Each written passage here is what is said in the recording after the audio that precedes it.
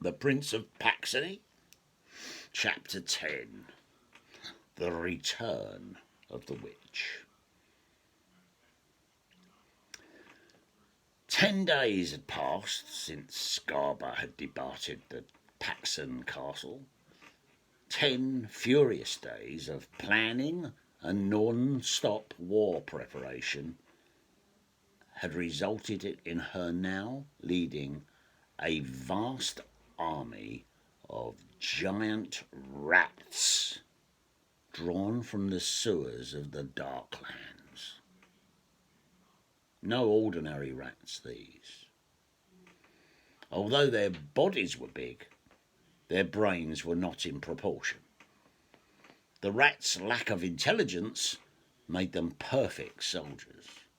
They had enough brains to follow orders, but not enough brains to question them. Although undisciplined and untrained, the rats were vicious killers. Each stood 4 feet tall on its hind legs, able to supplement its wicked short sword with its filthy yellow teeth. Scarborough was well pleased with them. She sat in the carriage of a sedan chair carried by 4 of the great rodents and stroked Schlim, now reverted to his lizard shape. Another 2 days, my pretty one. Just 2 more days and then we will be at the Western Plain. Scarba sniggered at a secret thought. Won't those little elves and men have a shock, eh? Then her expression changed to one of venom, and she continued with her voice rising. Then we shall see who's in control, eh? Her maniacal laughter rose above the droning wheezes of the assembled rats marching along beside their leader. Aaron and Rowan were poring over maps when the messenger arrived. He'd come non-stop from the mountains with good news. Aaron's father was recovering his health. Although still not fully conscious, he was responding to the elven medicine magic, and he was under the constant care of none other than the Princess Elfleece. Oh, thank all the gods, said Aaron when he heard the news. I was almost afraid to hope.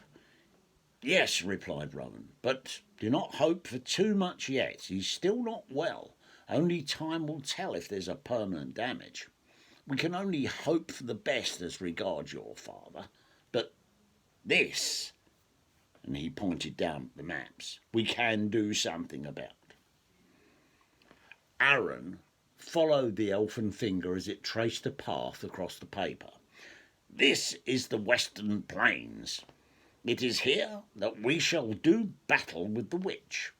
We can be sure that she's not wasted any time in raising an army to return here. Our scouts are posted, he pointed to a ridge marked on the plain, here and here and here. We must have our forces prepared for battle. The next morning, the elven army, with Rowan at its head, set off for the Western Plains. The talks and planning had gone on late into the night. It had been agreed that the elves should move on to block the witch's force, while Aaron stayed behind at the castle to organise the men of Paxony, who were pouring in from all corners of the little kingdom to enlist in Aaron's own human army. There was little time to spare for training and very few weapons to go around.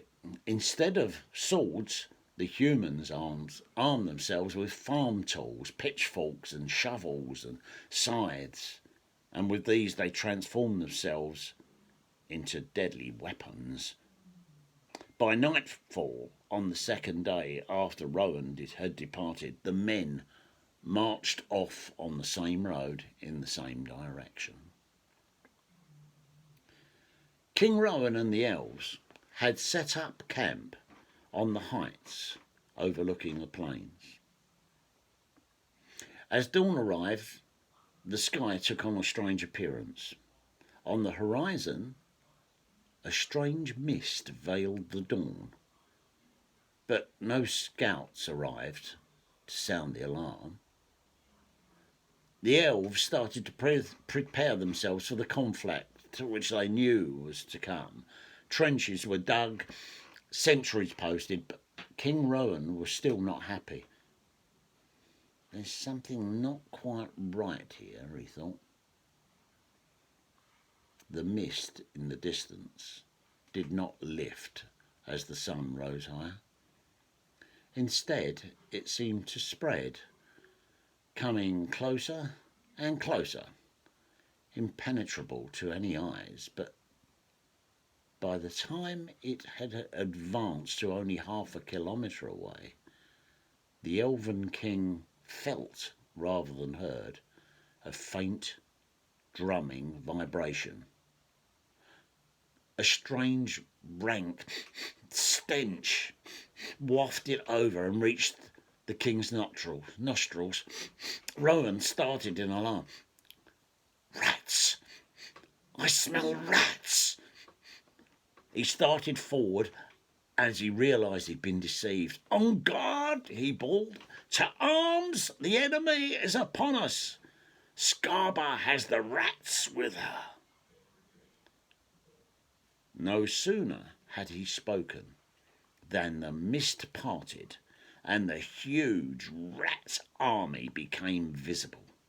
No battle formations, no ordered columns of soldiers, just a massed pack of the loathsome rodents scampering on all fours straight at the unprepared elves. From where he stood, Rowan clearly heard the cackle of the witch's laughter over the drumming of the rat's paws. Then he saw her, right at the back of the advancing force, driving the rats forward. Droves and droves of the disgusting giant rodents were advancing with their short swords gripped between their teeth, allowing them to run at full speed. Within minutes, the rats were overrunning the foot of the camp. The elves were caught unprepared, but they were a trained unit, and trained soldiers are not so easily overcome. Also, the elves held the high ground, which is an advantage in any fighting. As the rats charged, they had to run up the hill, which slowed them down.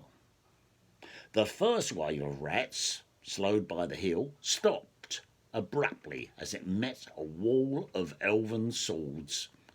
The rats behind the first rank could do nothing. They tried to stop too, but the press of the mass of the other rats behind them pushed them forward. The elves cut and thrust, and the first rats fell, and so too did some elves. As the battle progressed, so the elves retreated, a step at a time. The rats' army now had the problem that they were tripping up over the bodies of their fallen comrades, and they were hampered further. For every elf that fell in combat, 10 rats died. For hour after hour, the fighting continued. The elves were outnumbered, but better trained, and it was an almost equal fight. By the evening, though, the greater numbers of the rat army began to tell, and the elves were tiring. King Rowan could see that the rat army was now only a fraction of its former size, and he could clearly see Scarba at the back of the rats. She was standing on the roof of a sedan chair, borne by 4 of the enormous rodents, her lizard on her shoulder. As he watched, she was directing the battle from behind, regardless of the huge casualties that her rat army was receiving.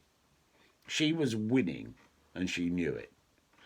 The sheer numbers of rats was telling. The elves were exhausted, and he knew that only a miracle could save them now. As he came to the realization that this would be his last battle, the miracle happened. King Rowan suddenly found himself surrounded by rats, 6 of them attacking him at once. As his sword sliced and skewered its way through, he waited tense with anticipation for the 2 at his rear to cut him down. It never happened. As Rowan took the head off the 4th rat, he spun on his heel to find Aaron standing, grinning over the bodies of the other 2 rats, Norton the imp slayer, bloody in his hand. Suddenly, and without warning, men were fighting beside the elves. Aaron had arrived with the Paxon peasant army. Scythes and sickles had joined the elven swords, and the tide had turned. The rats were tired after the long fight, and the arrival of the humans had been the final straw. The lack of discipline showed as the rats turned and ran, dropping their swords and swarming over their dead cousins in their hurry to escape.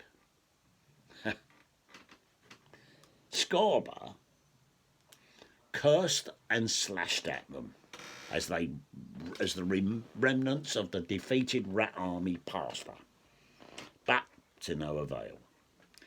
The rats carrying her sedan chair dropped it, turned, and fled too. Aaron followed the routed rat army down the hill and cut down a dozen as he did so. He found himself suddenly detached from the main body of the elf and human army, and he was confronting the witch. He was alone before the witch, and she was furious. Scarba, hissing, jumped down lightly from the roof of the now immobile sedan chair. She looked into Aaron's face with glowing coals where her eyes should be. "So, Slim," said she, as she took the lizard from her neck and placed it gently on the roof beside her. "The little boy wants to play soldiers with me." She giggled hideously for a moment, then her face went dark. Aaron crouched into a fighting position, readying his sword. "Oh, look, Slim, it has a magic sword." Her laughter cackled about her as a flash and a cloud of sulphurous smoke erupted at the end of her arm. Aaron looked on aghast. No longer did the witch have a hand at the end of that arm. Instead, a mighty sword blade protruded from her sleeve. As Aaron looked on, she cackled again, and a second sword emerged from her other sleeve.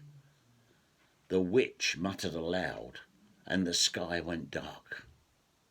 Aaron cast a quick glance over his shoulder, hoping for Rowan or anyone to come to his aid, but a dark mist had descended, cutting off the young prince from his army. As though she could read his mind, the witch laughed and said, "Don't look for help from your little soldiers, human.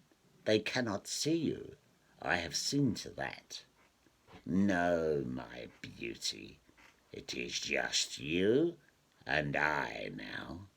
Besides, your friends have their own problems to deal with."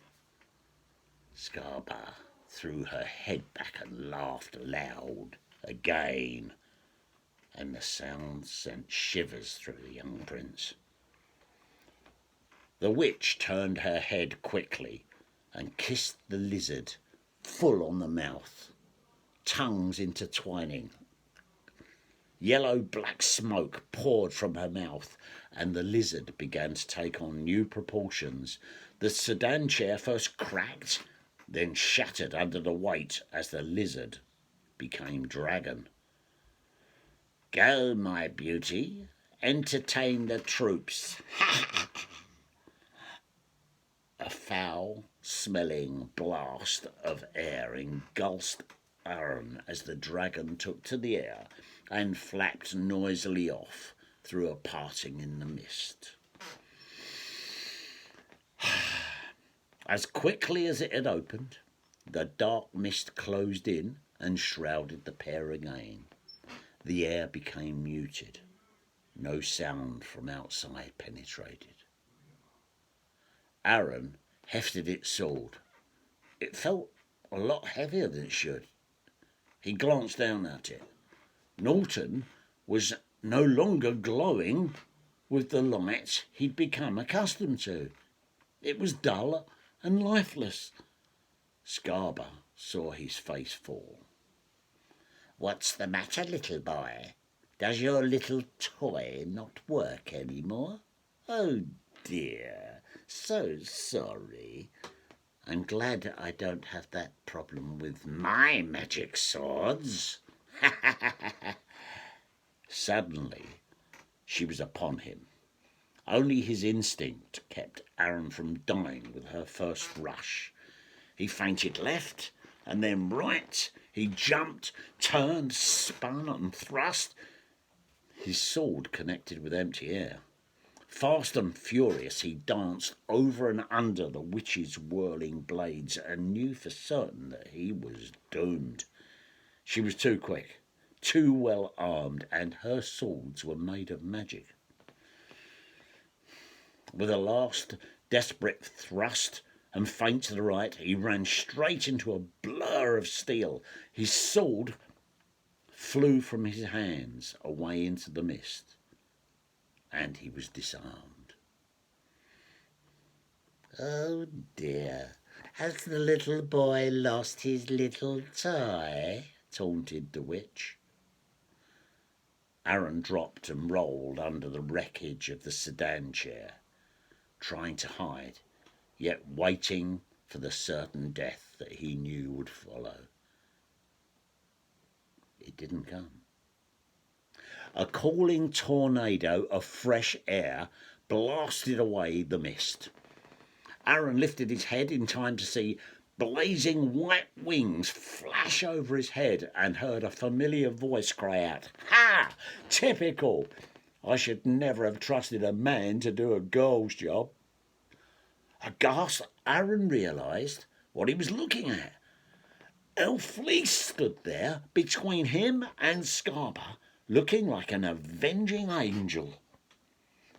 Her silver gold hair would have framed her perfect features, except that they did not look so perfect at the present moment.